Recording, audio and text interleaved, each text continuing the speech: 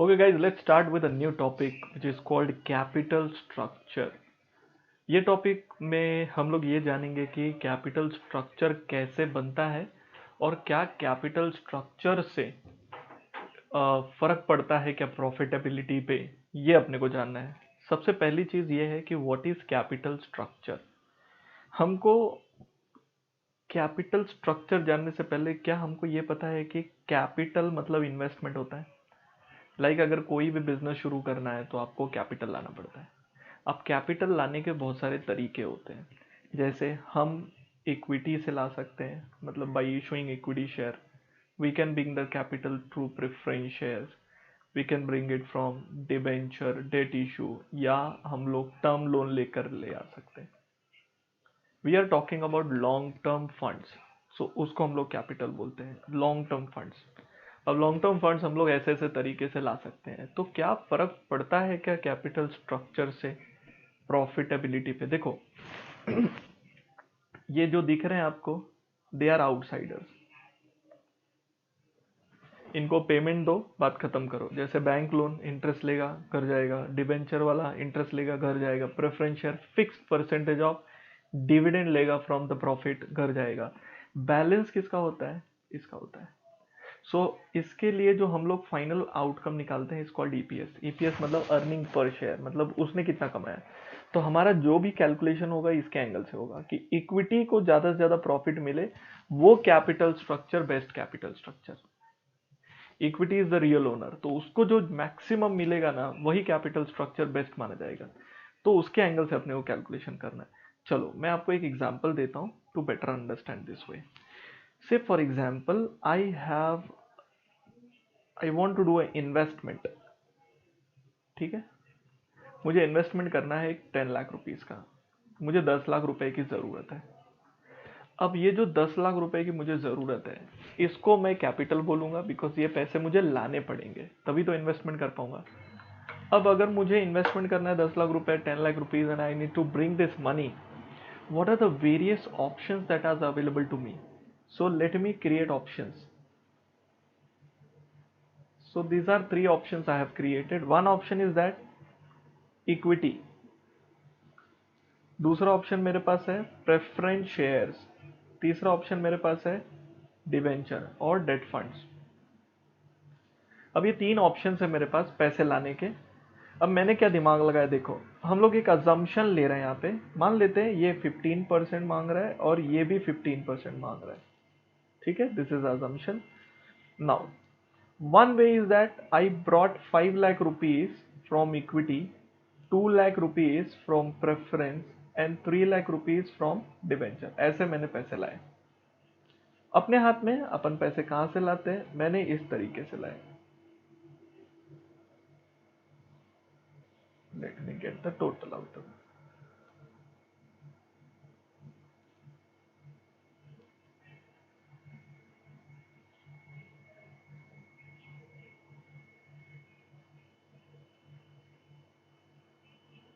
तीन ऑप्शंस है मेरे पास।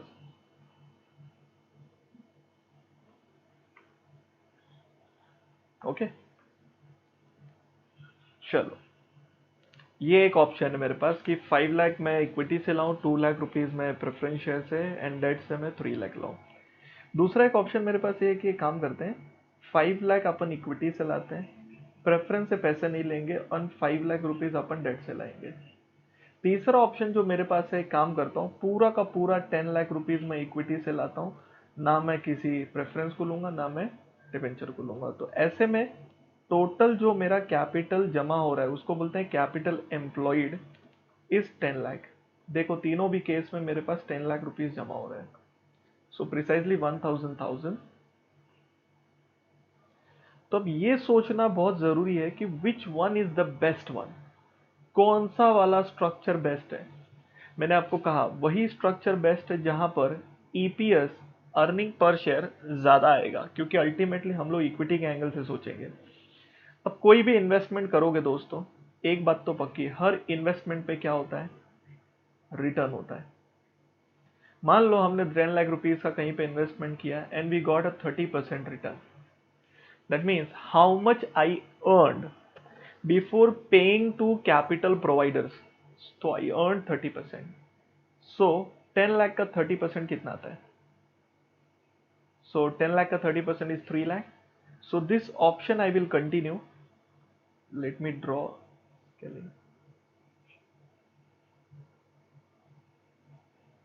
और मैं आपको बताता हूं कौन सा ऑप्शन बेटर है. तो लाइन आगे ड्रॉ कर रहा हूं.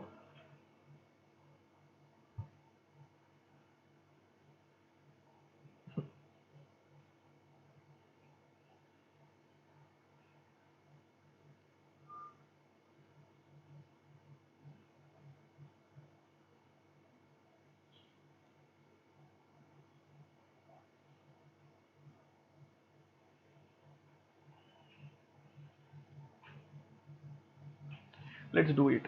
अब देखो, हमको 30% रिटर्न मिलेगा. तो 30% return on 10 lakh is 3 lakh rupees. Before providing any amount to the capital provider I earn 3 lakh rupees. So एक और रूलर ड्रॉ करना पड़ेगा इधर के लिए. 3 है ना.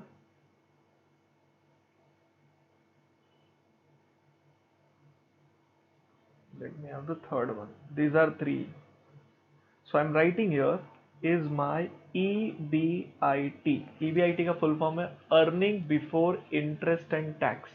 ऑब्वियसली इंटरेस्ट एंड टैक्स के बाद प्रेफरेंस शेयर को पे करेंगे एंड देन फाइनली इक्विटी को मिलेगा. तो हमने बोला चाहे वो ऑप्शन 1 हो, चाहे वो ऑप्शन 2 हो, चाहे ऑप्शन 3 हो, तीनों में इन्वेस्टमेंट तो 10 लाख ही है ना. तो आपका जो रिटर्न होगा वो 3 लाख ही होने वाला है.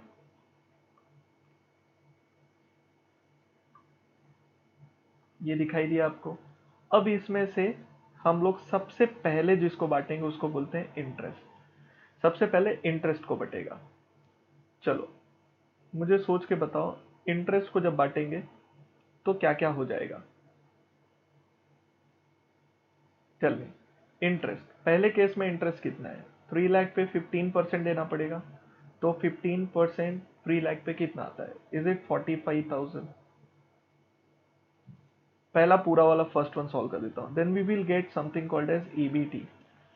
सो आउट ऑफ 3 लाख अगर आपने 45,000 पे कर दिया, सो यू गॉट 2,55,000 गाइस. इधर देख बेशरम, इसमें देख 2,55,000. फिर उसके बाद हम लोग भरेंगे टैक्स. अज्यूम करिए 40% टैक्स रेट है. 40% टैक्स रेट. तो 2,55,000 का 40% गवर्नमेंट को दे दिया.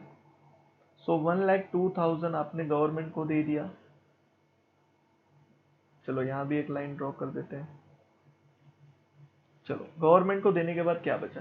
तो 2,55,000 में से अगर 1,02,000 गवर्नमेंट को दे दिया तो 1,53,000 बचा. 2,55,000 माइनस 1,50,000, इसको बोलते हैं अर्निंग आफ्टर टैक्स, या इसको प्रॉफिट आफ्टर टैक्स भी बोल सकते हैं, पैट. अब ये जो प्रॉफिट है डिस्ट्रीब्यूटेबल प्रॉफिट है, इससे हम लोग किसको पे करेंगे? प्रेफरेंस एंड इक्विटी को. तो let's pay first to preference को डिविडेंड. कितना डिविडेंड देना है? तो देख 2 लाख रुपीज उनसे लिया था, 15% प्रॉमिस किया है. तो लेट्स पे 2 लाख पे 15%. तो कितना आएगा? 30,000. Very good.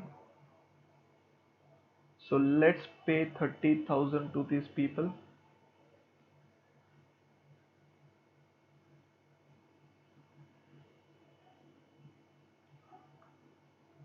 $30,000 पे करेंगे तो कितना बचेगा? 1,23,000 बचेगा.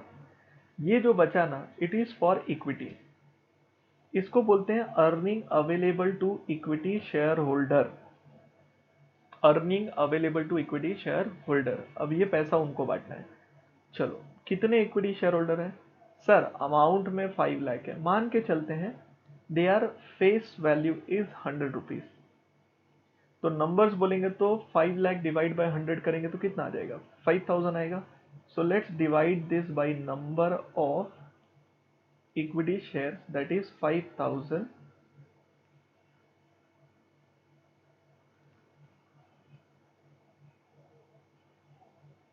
5,000 numbers.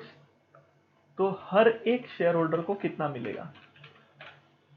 24.60 rupees every shareholder will get. This is called EPS. ठीक है, इसको हम लोग टेक्निकली क्या बोलते हैं बेटा? EPS बोलते हैं. So finally this is the EPS. अब अपने को ये सोचना है कि भाई फर्स्ट ऑप्शन में जो अर्निंग पर शेयर है हर एक इक्विटी वाला कमाएगा 24.6. क्या सेकेंड ऑप्शन में भी उतना ही कमाएगा? अगर हमारा परसेंटेज ऑन इन्वेस्टमेंट इज 30%, तो क्या कैपिटल स्ट्रक्चर से ईपीएस में फर्क पड़ेगा? क्या अर्निंग पर शेयर चेंज होगा? क्या हर एक शेयर होल्डर को अलग अलग पैसे मिल सकते हैं? देखते हैं. चलो सेकेंड ऑप्शन में मुझे बताओ how much interest will be paid. So 5 lakh हो गया, ज्यादा हो गया तो ज्यादा इंटरेस्ट पे करेंगे. सो will pay 75,000 as a interest. So 3 lakh में से 75 गया तो 2,25,000 रुपीज आ गया. टैक्स तो भरना ही पड़ेगा बॉस, प्रॉफिट किया तो. 2,25,000 का 40% टैक्स आएगा 90,000.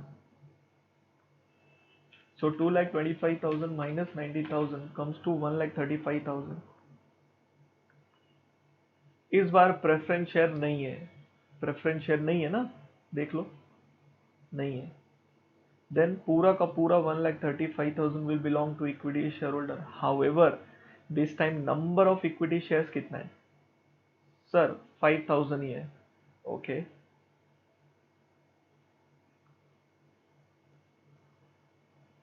डिवाइड बाई 5,000, 27 रुपीज आया. ओ, ये तो चेंज हो गया. इसका मतलब ये है कि कैपिटल स्ट्रक्चर अलग होने से ईपीएस अलग हो सकता है. हाँ, यहाँ पे तो हुआ ही है. तीसरा ऑप्शन देखते हैं जिसमें हमने पूरा का पूरा पैसा इक्विटी से लिया है, हमने लिया ही नहीं किसी और से पैसा. तब ऐसे केस में क्या होगा? इंटरेस्ट नहीं आएगा.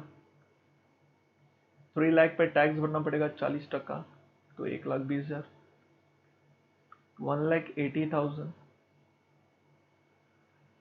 We don't have preference shares, so 1,80,000 divide by 5,000 shares. ना, divide by इस बार 10 lakh equity amount है and face value is 100, so we have to divide it by 10 lakh divided by 100. That means these are 10,000 equity shares. So the 18, ये तो और कम हो गया sir. Whatever. So we saw EPS changes even though EBIT is same. ये चमत्कार इसलिए हो रहा है बिकॉज कैपिटल स्ट्रक्चर अलग है. तो हमको एक चीज समझ में आती है कि कैपिटल स्ट्रक्चर से हम लोग प्रॉफिट को चेंज कर सकते हैं. We can affect the profitability of the company by changing the capital structure. अच्छा, ऑब्वियस सी बात है, कौन सा कैपिटल स्ट्रक्चर बेटा अच्छा रहेगा? जिसमें ईपीएस ज्यादा होगा. अब ऐसा क्यों हो रहा है एक्चुअली? अगर आप देखोगे we are earning 30%, yes or no?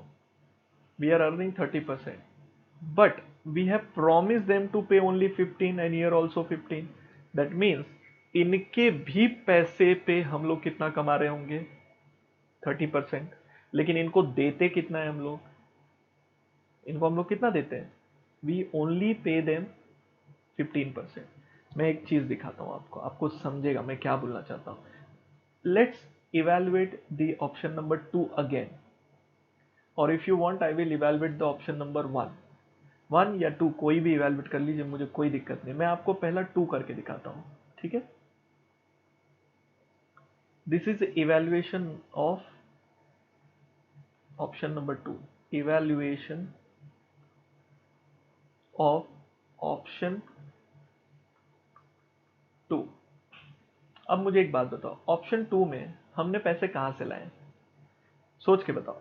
देखो, अगर आपको याद है तो हमने थोड़े पैसे इक्विटी से लिए और थोड़े पैसे हमने कहां से लिए? डेट से लिए. ऐसे हमारा टोटल पैसा जमा हुआ है. यस और no? Yes. How much amount you have taken? So यहां से 5 लाख लिए, यहां से 5 लाख लिए, and the total came to 10 lakh rupees. अब क्या होता है, when you earn a return, जो 30% है, वो तो ये देख के अर्न नहीं होता है ना भाई पैसा कहाँ से लाया है, पैसा तुम कहीं से भी लाओ, अर्निंग तुमको होगी। तो ये मेरा टोटल कॉलम रह दो ऐसे ही। तो मैं आपको ब्रेकअप बता रहा हूँ कि ऐसा क्यों होता है। चलो साथ में रहो, दिमाग मत लगाओ। अब 30% कमाया, तो अगर हमने 30% कमाया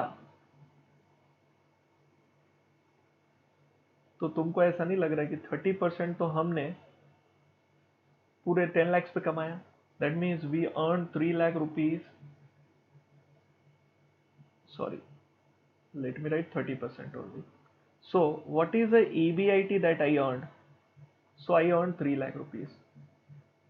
can you tell me the breakup of this EBIT की ये 3 लाख रुपए हमने डेट से कितना और इक्विटी से कितना कमाया? तो दोनों पे 30% कमाया रहेगा ना। तो देखो इस पे भी हमने 1.5 लाख रुपए इस पे कमाए और 1,50,000 हमने इस पे कमाया। बोलने का मतलब होता है ऐसे जाके इसका टोटल पूरा 3 लाख हुआ। अब हमने इस पे पे करना शुरू किया इंटरेस्ट। तो अभी चेक करो, अब जब हमने इस पे इंटरेस्ट पे किया, आप सोच के बताओ, अगर इक्विटी से पैसा लिया तो उस पर इंटरेस्ट नहीं देना पड़ेगा, डेट से पैसा लिया तो उनको इंटरेस्ट देना पड़ेगा, विच आई पेड 15%, विच वॉज 75,000। क्योंकि आपने 5 लाख रुपीज उनसे लिया है, तो अगर अब मैं इस पे पे भी करूं तो मुझे 15% ही देना है, मतलब I paid only 75,000 to this people, that's why इधर पे 75,000 माइनस हुआ। So this became 2,25,000। चेक इसका ब्रेकअप देखो, EBT came 1,50,000 without any deduction, और इसके ऊपर 75,000 बच गया। तुमको ऐसा नहीं महसूस हो रहा है ये जो बच गया ये एक्सेस फंड है? क्योंकि डिबेंचर को जो प्रॉमिस किया था वो आपने पे कर दिया। अब जो बच गया वो किसका है? ये अल्टीमेटली अब इक्विटी का ही है। अब हम लोग आगे बढ़ते हैं, ध्यान देना। टैक्स 40%। चलो इफ आई हैव टू पे टैक्स 40%, वो तो पूरे अमाउंट पे पे करते हैं अपन। तो 2,25,000 पे अगर मैंने टैक्स भरा 40%, सो 90,000 मैंने टैक्स भरा। सो 2,25,000 माइनस 90 करूंगा तो 1,35,000 होता है। इसका क्या ब्रेकअप है देखो, 1,50,000 जो इक्विटी से कमाया उस पर भी टैक्स देना पड़ेगा आपको, तो इस पे मैंने 60,000 टैक्स दिया होगा और इस पे मैंने 30,000 टैक्स दिया होगा। तो कितना बचेगा? What is profit after tax? तो इस पे 90,000 बच गया और ये जो पैसा मेरा है इसमें टैक्स माइनस होके मेरे हाथ में आएगा 45,000। अब आप समझने का कोशिश करो, इसमें से प्रेफरेंस को डिविडेंड देने का जरूरत नहीं, बिकॉज जब पैसा ही नहीं लिया उनसे तो डिविडेंड उनको क्यों दूं मैं? तो भी मैं लिख देता हूं as a part of format. ये ले, नहीं दूंगा। तो 1,35,000 पूरा का पूरा किसका है? इक्विटी का। इसको आप क्या बोलते हो? Earning available to equity share holder. ये 90,000 किसका है? इक्विटी का है। ये 45,000 किसका है? ये भी इक्विटी का है। ये एक्सेस मिला because of debenture. Thanks to debentures we could get this extra amount. अगर डिबेंचर ना होता तो तुझे ये एक्स्ट्रा नहीं मिलता। This debenture has given us this 45,000। अब ये 45,000 आप किसको बांटोगे बताओ? ऑब्वियसली इक्विटी का है तो इक्विटी को ही बटेगा, divide by numbers of equity which is 5,000।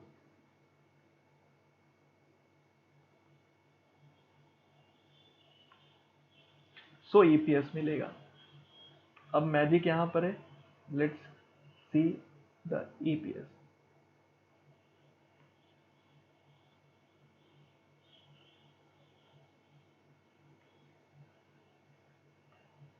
EPS 90,000 को डिवाइड करेंगे 5,000 से तो आता है 18।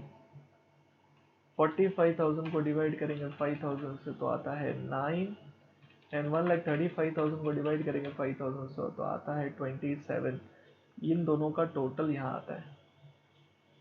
आप अगर याद करोगे तो बीच के ऑप्शन में यहाँ पे देखो और ये देखो, लुक एट दिस टुगेदर, यहाँ भी 18 ही है लेकिन 27 क्यों आया? बिकॉज ऑफ दिस एक्स्ट्रा 9, इसलिए 27 आया। बोलने का मतलब होता है ऑप्शन 2 में डेट होने की वजह से हम लोगों ने 9 रुपीज एक्स्ट्रा कमाए। This 9 rupees is extra because of debt. Otherwise हमने खुद के पैसे पे 18 ही कमाया है। मतलब खुद के पैसे पे आपने 18 कमाया, 9 रुपीज एक्स्ट्रा आपने डिबेंचर पे कमाया बिकॉज उनको पे आपने 15% किया, जबकि आपने कमाया 30% है। इस वजह से 9 रुपीज एक्स्ट्रा आपके पॉकेट में आए, और वो पॉकेट में आने की वजह से आपका जो ईपीएस है वो 27 हो गया। इसलिए ऑप्शन नंबर 2 में यहां पर हम देखेंगे तो ऑप्शन नंबर 2 में अपना ईपीएस 27 आया, जबकि ऑप्शन नंबर 3 में जब हमने खुद का पैसा लगाया था तो 18 आया था। इसमें 9 रुपीज एक्स्ट्रा नहीं आया। तो अगर अब तुमको समझ में आया होगा तो यहां से यहां +9 क्यों हुआ? ये 9 हुआ है डिवेंचर की मदद से। किसकी मदद से बेटा? डिवेंचर की मदद से। और यहां पर भी देखोगे ना आप ठीक से, तो मैं आपको दे रहा हूं सॉल्व करने के लिए। यहां से यहां पे जब आप जाओगे तो जो एक्स्ट्रा प्लस हुआ है इसमें दो जन ने प्लस किया है। एक इसमें डिवेंचर ने एक्स्ट्रा दिया है और एक प्रेफरेंस शेयर ने एक्स्ट्रा दिया है। बिकॉज उनको जितना हम लोग पे कर रहे हैं और जितना उन पे कमा रहे हैं ज्यादा, पे कम कर रहे हैं, तो हमको एक्स्ट्रा एक्सेस मिल रहा है।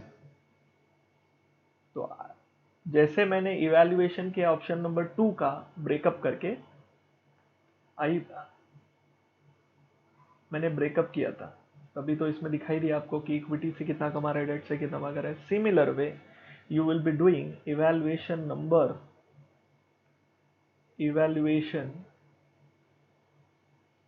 for option 1। ये आप मेरे लिए करिए, इसमें भी आपको ब्रेकअप करना है। इसमें 3 जन है, इक्विटी भी है, प्रेफरेंस भी है, डिबेंचर भी है एंड टोटल भी है। अमाउंट अगर मैं बात करूं तो 5 लाख रुपीज आपने इक्विटी से लिया था, 2 लाख रुपीज आपने प्रेफरेंस से लिया है, डिबेंचर से आपने 5 लाख लिया है। इस तरीके से आपका टोटल 10 लाख बना है।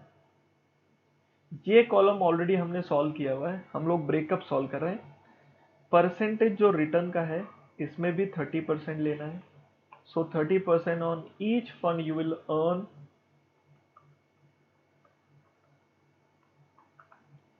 और उस तरीके से आपको मिलेगा ईबीआईटी। फिर क्या करेंगे? Less interest. पहले ऑप्शन में नहीं आएगा, दूसरे ऑप्शन में नहीं आएगा, तीसरे वाले में आएगा, फिर टोटल में तो बिल्कुल आएगा। तो इस तरीके से पूरा सॉल्व करिए एंड कमेंट में मुझे बताइए क्या आपको ब्रेकअप मिल रहा है। ब्रेकअप विल बी ऑफ 24.60, इसका ब्रेकअप मिलेगा आपको। जैसे for example I show you, we got the breakup of this age 18 and 9. This is because of equity, this is because of debt. Same way, you will get 3 breakups.